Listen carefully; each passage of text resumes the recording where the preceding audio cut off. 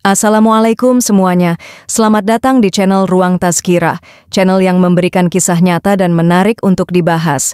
Namun sebelum itu mengklik tombol subscribe terlebih dahulu dan jangan lupa untuk menuliskan sholawat di kolom komentar agar kita mendapatkan syafaat di akhir kelak. Di sebuah kota kecil di Jawa Timur, malam Ramadan terasa begitu syahdu. Jalanan masih ramai oleh orang-orang yang baru selesai berbuka puasa.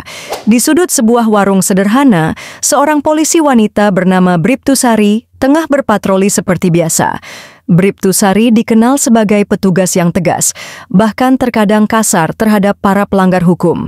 Ia selalu memegang prinsip bahwa ketertiban harus ditegakkan, tidak peduli siapapun yang melanggarnya.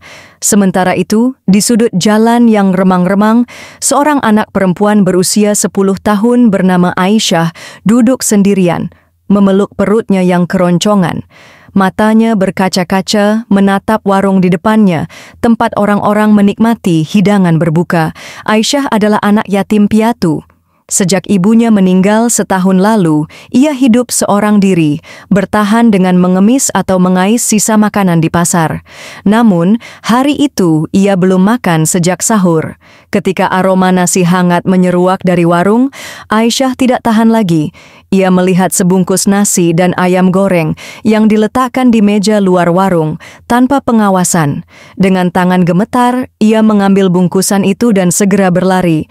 Namun, langkahnya terhenti ketika seorang pria berteriak, "Maling! Hei, maling!" Bribtu Sari mendengar teriakan itu dan segera bergerak cepat. Ia melihat seorang gadis kecil berlari dengan sebungkus nasi di tangannya. Tanpa pikir panjang, Bribtu Sari langsung mengejar dan menangkapnya di ujung gang sempit. Ia mencengkeram lengan kecil Aisyah dengan kasar. "Kamu nyuri ya? Dasar anak nakal! Mau jadi penjahat sejak kecil?" bentaknya. Aisyah gemetar ketakutan, air matanya mengalir. Aku lapar, Bu. Aku cuma ingin berbuka puasa." Suaranya bergetar. Namun Bribtu Sari tidak peduli. Dalam amarahnya, ia mengangkat kakinya dan menendang Aisyah hingga tubuh kecil itu terjatuh ke tanah. Aisyah menangis tertahan. Sebungkus nasi yang digenggamnya jatuh ke tanah, isinya berhamburan. Perutnya masih lapar, tetapi kini tubuhnya juga sakit. Saat itulah sesuatu yang aneh terjadi. Setelah menendang Aisyah, Bribtu Sari tiba-tiba merasakan sensasi panas di kakinya. Awalnya hanya sedikit nyeri, tetapi dalam hitungan menit, rasa sakit itu semakin menjadi-jadi. Ia berjalan terpincang-pincang kembali ke pos polisi. Begitu tiba, ia melepas sepatunya, dan betapa terkejutnya ia melihat kakinya mulai membesar. "Astaga, apa yang terjadi dengan kakiku?" serunya panik. Kakinya yang semula normal kini membengkak dengan cepat, warnanya memerah keunguan dan terasa seperti ditusuk ribuan jarum. Setiap langkah terasa menyakitkan. Teman-teman sesama polisi mencoba membantunya, tetapi tak satu pun dari mereka tahu apa yang sedang terjadi. Seorang dokter dipanggil, namun setelah memeriksa ia hanya bisa menggelengkan kepala. Secara medis tidak ada yang salah, tapi ini bukan hal biasa, katanya. Bribtu Sari mulai ketakutan. Ia mengingat kejadian tadi, anak yatim yang ia tendang, nasi yang jatuh ke tanah, dan tatapan sedih Aisyah. Apakah ini hukuman? Semalam itu, rasa sakit di kaki Bribtu Sari semakin tak tertahankan. Ia tidak bisa tidur, hanya bisa merintih di tempat tidurnya. Saat itu ia teringat sesuatu yang pernah dikatakan ibunya dulu. Jangan pernah menyakiti anak yatim. Doa mereka langsung sampai ke langit. Bribtu Sari terdiam. Air matanya mengalir. Untuk pertama kalinya dalam hidupnya, ia merasa benar-benar bersalah. Ia sadar bahwa satu tendangannya telah menghancurkan hati seorang anak kecil yang hanya ingin makan untuk berbuka puasa. Dalam kepanikan, ia mengambil ponsel dan mencari alamat panti asuhan terdekat. Dengan susah payah, ia mengenakan sandal dan keluar rumah meskipun kakinya masih membesar dan terasa nyeri luar biasa. Ia tahu hanya ada satu cara untuk menghentikan ini.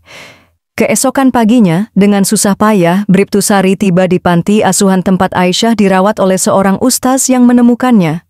Ketika Aisyah melihat Bribtu Sari datang dengan wajah penuh rasa bersalah, ia langsung mundur ketakutan. Bribtu Sari berlutut, menahan rasa sakit di kakinya, matanya berkaca-kaca. "Maafkan aku, Aisyah. Aku sudah berbuat salah. Aku tak seharusnya menendangmu. Aku hanya marah, Tapi aku salah. Aisyah terdiam, matanya yang polos menatap Bribtusari yang menangis di hadapannya. Setelah beberapa saat, Aisyah mengangguk pelan. Aku memaafkan ibu. Tapi aku masih lapar, katanya lirih. Bribtusari tersenyum di antara air matanya. Ia segera membeli makanan dan menyerahkannya kepada Aisyah.